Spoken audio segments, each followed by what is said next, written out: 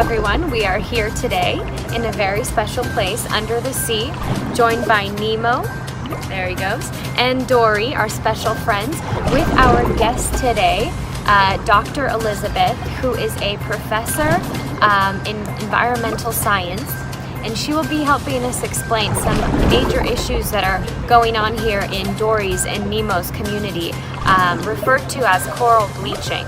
Coral, as Elizabeth was explaining to me earlier, is a very sensitive organism made of calcium carbonate, and it is going through extreme danger at the moment. Elizabeth, would you like to explain a little bit about what coral is, what it's made up of, and what type of processes it goes through when referring to coral bleaching?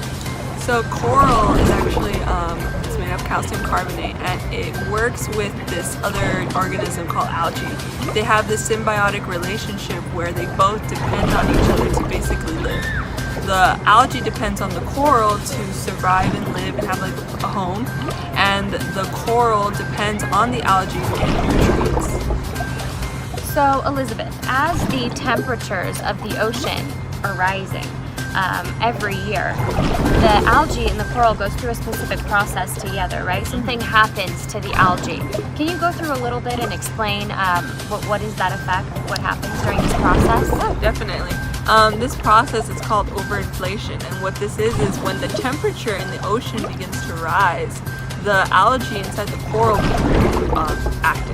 And the coral doesn't necessarily like this, so what they end up doing is they kind of expel the algae from the coral.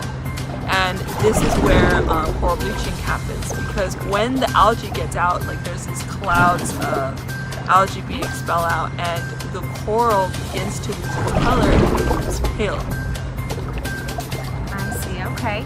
So because coral is a live organism working together symbiotically with algae, does coral die? Does it go through a process where it actually dies off, or what does that look like when it's losing so much algae, which algae naturally gives them the nutrition? It gives the coral its nutrition. What happens? Bleaching doesn't necessarily kill them off immediately, but if the algae isn't replaced, the coral basically begins to starve and die out. That's what ends up happening in these coral reefs. The bleaching, what it does is it kills these corals, and they all begin to die off. So that's why a rise in sea temperatures cause mass coral bleaching in the coral reefs. I see. So it doesn't necessarily mean that this loss of algae kills them. It actually starves them to death. Yes. Right? Yes. Okay. So the process of coral bleaching, what is that? Why do we call it bleaching? Where does that name come from, and why do we refer to it as specifically coral bleaching? Is there something behind this? This process, so when the temperature goes above 30 degrees, the algae, they lose their ability to convert solar energy.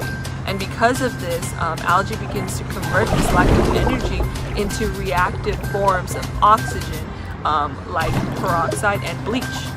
And literally the light that the coral needs becomes destructive. I see. Okay. So from my understanding, this process of coral bleaching between algae and coral, their symbiotic relationship is necessary to sustain one another's life.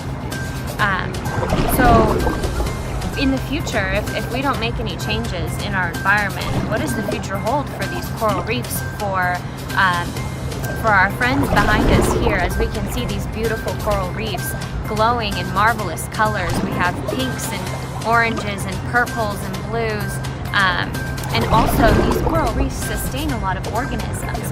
There's several fish and other marine forms of life that live off of these coral reefs and use them as a home for their safety. Is that correct? Yeah, algae does give coral their color, and if they lose the algae, they lose their color, and the lack of nutrients that the corals experience, they start to starve and die out.